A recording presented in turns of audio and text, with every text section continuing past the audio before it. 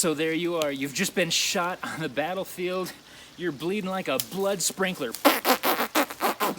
You can't just stand there and get shot again. But by the way, why didn't anyone else get shot? That's not fair. It's not fair at all. No, it's war. And so there you are. You've just been shot. You got to walk to help. Where are you going to go get help? That's right, the doctor. But I got to tell you, there's only one doctor for every 1,000 men. Say you're number 234 to get shot. You got blood spurting out. You're going to die in 20 minutes or maybe less if you don't stop this bleeding. Maybe you lay down and a nurse or an orderly or another soldier comes by and they have something they can wrap you up in, maybe a belt or something. Maybe if you're lucky, a tourniquet. So it's basically a leather belt they wrap around you and they tighten it with a little metal clamp. So there you are, you've stopped the bleeding. Whew. But you're not out of the woods yet, you're still stuck. You've got a problem. If you undo that, you're gonna just start bleeding again. So you need the doctor to do something. So there you are, you're waiting in line for hours maybe. Maybe you have to walk off the battlefield yourself for hundreds of yards to get to the hospital tent. Or if the battle's near a town, maybe you have to get put on a wagon or something and they drag you off to the house that's been used as a hospital. Some of these houses that were used for hospitals, there was so much blood that was splattered on the walls from the surgeries that the wallpaper was so heavy with moisture from the blood, it started peeling itself off the walls. The carpets, all the designs in the carpet were stained so red with blood you couldn't see them. They used pianos and dinner tables and coffee tables to do surgeries on. Well, let me ask you this. If you had a nice new piano and you saw somebody sawing an arm off on it, you're probably gonna pass out because, oh my gosh, that's a family heirloom. Well, some of these people weren't allowed to be in their own houses, but when they came back, they saw that the piano keys were so stained with blood that they were black. All of the keys. And there were saw blade marks and cuts and bruises or not bruises on tables, but you could tell that there was a lot of damage in this room and there was a lot of blood being spilt. So these soldiers, as they're waiting to be helped by this hospital, or even a tent, maybe it's a tent, flies are buzzing around, the smell's unbelievably horrible. Oh, just absolutely horrible stuff. You're there to get fixed. And as you're sitting there and waiting, somebody finally comes up and says, okay, you're next, soldier. Oh, thank you. And they come over and then the doctor says, okay, take off your coat. Well, I can't, I got all this. And they tear the sleeve. And he sees the bullet wound and he sticks his finger in there. Doctor, what are you doing? Well, I gotta see if your bone is broken. Well, why? Because if the bone is broken, they have to cut above the break. They can't fix this very quickly. They can fix it. If you've heard that they couldn't fix it, you're wrong. They did have the technology to fix it. Unfortunately, what they didn't have was the time. There's hundreds of soldiers that are wounded. Arms, legs, hands, feet need to be chopped off quickly so that they can help the next person. If they'd have had proper hospitals, well, they wouldn't have had to do this. But the problem was they just weren't ready for this war, like we talked about. So there they are, they tear it off, and they're poking around, and then he says, oh, yep, I can fix you in 5 minutes. You're like, 5 minutes? You're a great doctor. And he says, yeah, that's right, I am a pretty good doctor. I can fix you up in 5 minutes. All I gotta do is cut off your arm. Wait, what? You can't take off my arm, I'm attached to my arm. I mean, I want my mommy. Your mommy's not here. Well, guess what? Unless you're a general or somebody important, they're not gonna take their time to try and fix this arm. So they start cutting away at the meat. And then they get through the veins and they pinch off those with little clamps. And then they get down to the bone. And then they use a bone saw. What's a bone saw? Well, it's just like something you'd find in Home Depot. And, oh, by the way, did I mention, you're still awake for this probably? Terrible news, huh? Well, congratulations, soldier. If you haven't passed out by now, you're a tough cookie. Doctor, if you haven't passed out by now, you've been doing this for a while, haven't you? So there you are. If you haven't passed out from the pain already, then maybe somebody's thinking, well, just knock them out. Well, you could cause damage that way. What about whiskey? Well, whiskey works, but it's too slow. What about other chemicals? Well, they did have other chemicals. They had chloroform and ether. These are chemicals that you would put into a rag, and then you would put the rag over your face, and then you breathe, and then you see the butterflies. You guys see the butterflies? They're beautiful. And then you pass out, they work, they cut off your arm, you wake up and your arm's gone. If you're lucky, there's no brain damage. Ether could cause some serious brain damage. Doctors were kind of afraid to use it. Other doctors who weren't afraid to use it, well, the consequences were just kind of what happened. And so, but wait a minute, what if you ran out of that stuff? Soldier, pull a bullet out of your cartridge box. But I don't want to pull a bullet out of my cartridge box. I'm not shooting. Just get a bullet out. Okay. So they pull that bullet out and they say, okay, now bite it. Wait, bite? Does it taste like bacon or? And so as you're biting on this bullet, they're sawing on your arm. Now, why do you have to bite the bullet? Because guys, when times get tough and you don't know what's going to happen, you don't know if you're going to make it, you got to bite the bullet. That's where this phrase comes from. Bite the bullet. And we know soldiers did this because we found bullets archaeologically dug at different places that showed teeth marks in the bullets. So we know this happened. They were discovered all over the place.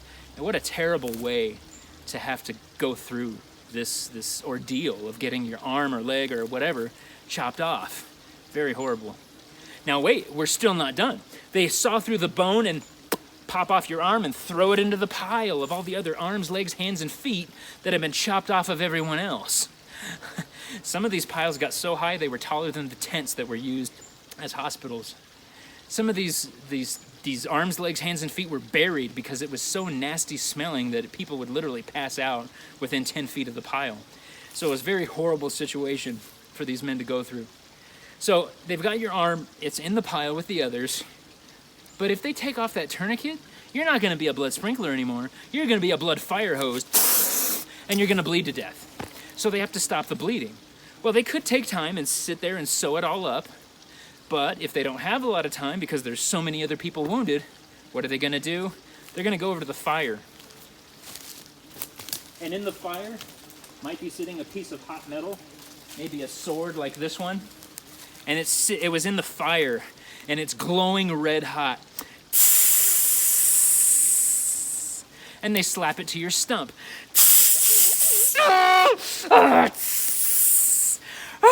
Doctor, oh my gosh, it hurts so bad. And it smells like like barbecue. And the doctor says, yeah, that's because it's barbecue.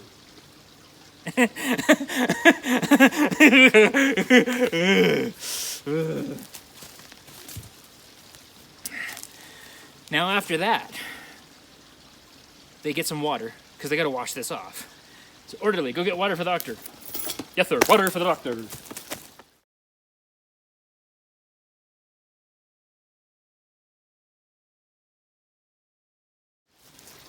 And he comes back with some water.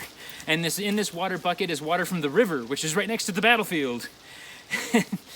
And when the guy was filling up the bucket, he looked out at the river and he said, "Oh, we got a dead guy floating in the river. Do I know him? Okay." And he brings the bucket of water back. Well, now, wait a minute. They're going to wash this wound with bloody, nasty, muddy, poopy water. What's going to happen to you? You're probably going to get an infection. But you won't know for a couple days because, well, you got to sit there and wait. And if it starts turning gangrene, you're in big trouble. The doctor, after he's done with you, he's going to wipe his saw blade off on his pant leg or on his apron or cloth or whatever, dunk it in some water, swish it around. Next. Wait, what? Ah! So, if he has one soldier that's infected, he's going to spread that infection to the next soldier, isn't he? So as you go from soldier to soldier with the same blade, not cleaning it in alcohol, properly sterilizing it, you're going to spread infection so fast that most of the men who you work on are going to die anyway.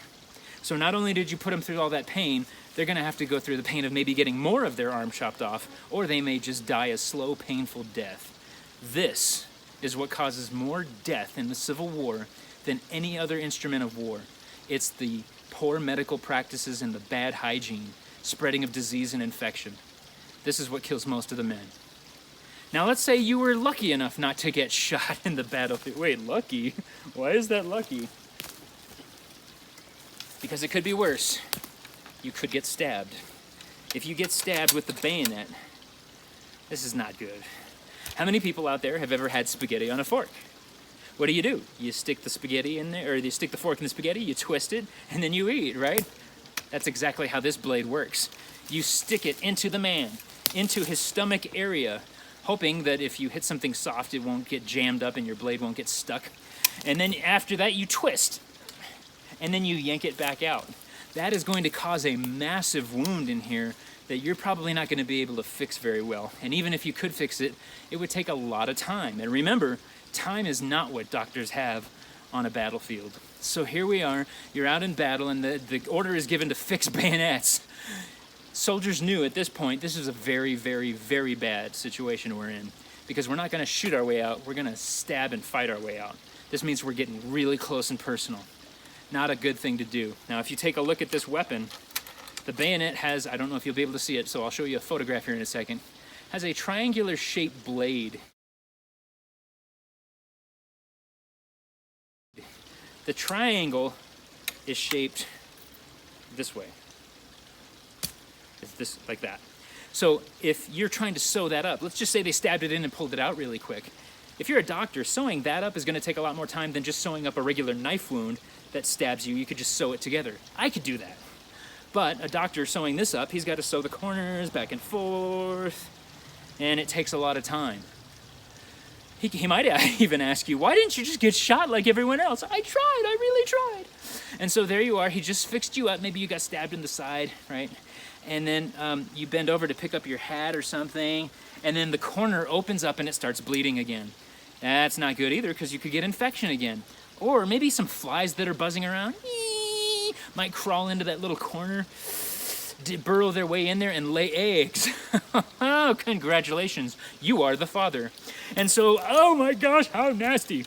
This is a bad, bad, bad situation. This is like 1,000 Ways to Die, Civil War edition, isn't it? So there you are, you've just been stabbed and you're laying, unable to do anything. Nasty situation.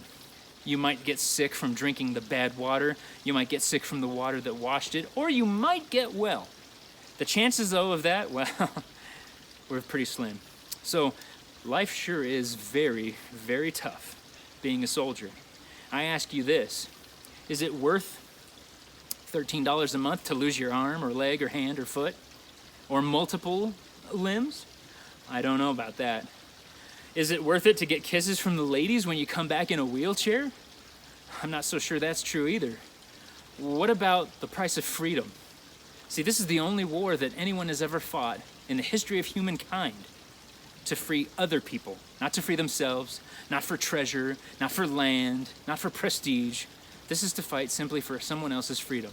And no matter where you're from, whether you're an immigrant from another country, like there were immigrants then, or if you were born here native, whether you're Hispanic or Hawaiian or Filipino or Chinese or Native American, all of these people fought in the Civil War, by the way. They all had one thing in common, and that was the idea of freedom. And that, my friends, is what they believed, and I believe, and I hope you believe, is worth the price that these men paid on those bloody battlefields during the Civil War. Thank you for listening. Have a great day.